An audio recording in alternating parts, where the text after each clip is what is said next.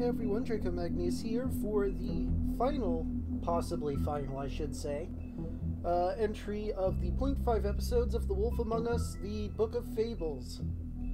I say almost possibly final because there's still the things that are locked that I might do as a bonus episode.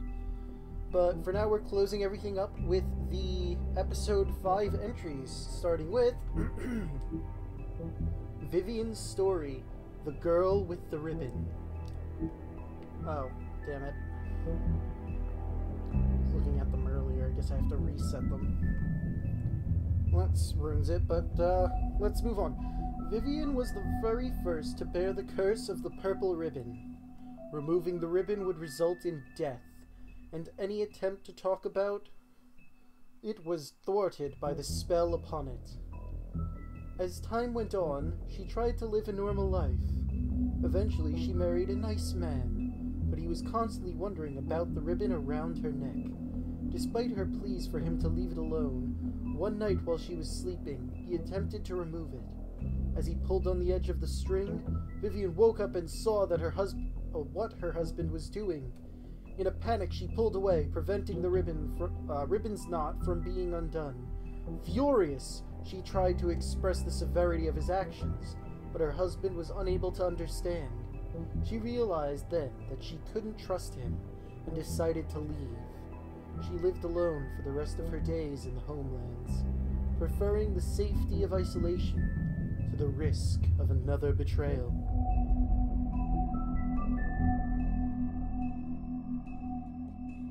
Next, the Puddin' and Pie. Vivian and Georgie's place.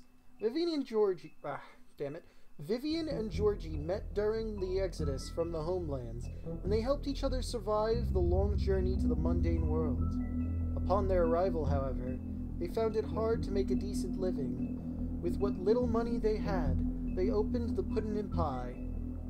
Pudding and pie, but whatever. Operating a strip club may not have been the most desirable occupation, but they figured it better to be in charge of a place like this than be forced through desperation to work at one. Sorry. Yeah, I'm gonna have to scroll up on some of them that I looked at. Winter Wolf, Bigby's mother. Bigby's mother, Winter, fell in love with the North Wind and bore him 7 wolf cubs. He quickly grew tired of her and left Winter, heartbroken and alone. She tried to care for her cubs, despite her grief.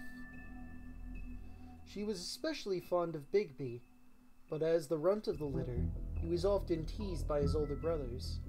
After Winter's death, Bigby's siblings went in search of their father, but Bigby stayed behind to protect his mother's corpse from scavengers. Unfortunately, he was too small to defend her. From then on, he vowed to eat something bigger each day until he was large enough to confront his father and finally make him pay for the pain he caused the family. So yeah, we saw Bigby in his full form, and he was originally the runt of the litter, and the picture on the side there, you can see Winter and little baby Rigby. Bigby, I don't know why I said Rigby. Because it's another B ending name, sorry. But aw, isn't little Bigby cute? Aw. Anyway, the Big Bad Wolf. Bigby's true form is that of a giant 8-foot-tall wolf. In addition to his iconic huff and puff power, he has also inherited other abilities from his father, the North Wind. For example, Bigby is able to hold his breath for an abnormally long amount of time, making it impossible for him to drown. So that's another cool thing about Bigby. He could stay underwater indefinitely if he desired because of his amazing breath powers. Neat. Oh, well, thank you for notifying me that I need to plug in my controller.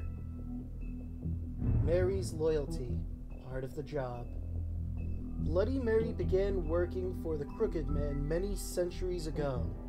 He promised her freedom to do as she pleased, as long as she agreed to act as his personal bodyguard and hitman. Because of the Crooked Man's power and influence, Mary never had to worry about getting caught by the authorities. She enjoys her job immensely, and would defend the Crooked Man to the death. Mostly because she finds it fun. Fabletown Justice. When a criminal is captured in Fabletown, the traditional procedure is to hold a formal hearing in front of the community or concerned parties. However, exceptions are often made to expedite the process. In reality, there aren't any hard and fast rules for these types of situations, and the extent of which the policies are upheld can depend on who is being charged. A new order, Snow White in charge. With Crane out of the picture, Mayor Cole has officially appointed Snow White as the Director of Operations and Deputy Mayor in his absence. Many would say that this promotion is a long time coming, since she was instrumental in the establishment of Fabletown and personally ensured that many fables made it to the New World safely. She's also been doing the work of the Deputy Mayor unofficially for years, considering Crane wasn't really doing jack shit. But I suppose that's neither here nor there, and our final entry in this book, Sheriff Bigby. After fleeing the homelands, Bigby Wolf spent many years wandering through Europe, with a fable colony quickly developing in the New World. Snow White and Feathertop tracked down the wolf and offered him passage to Fabletown.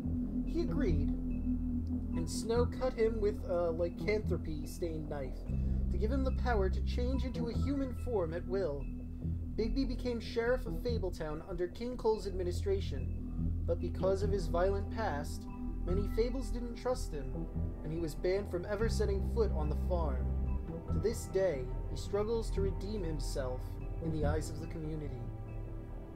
And that is our final entry. Like I said earlier, I might do a bonus episode of the ones that I didn't unlock, but I would have to, play through the game again, get those certain bits the right way, and look up the exact way to do them. Which isn't that big a deal. I could probably do that. I just have to put in the work for it. And I want to know if you guys actually want to see the missing ones, or if you want to play the game yourself, play the game a little more renegade than I did, and try for yourself to see what those are. So I'll leave it to you guys. Just write in the comments what you would prefer, and I'm going to end this here. I'll see you in the next Let's Play.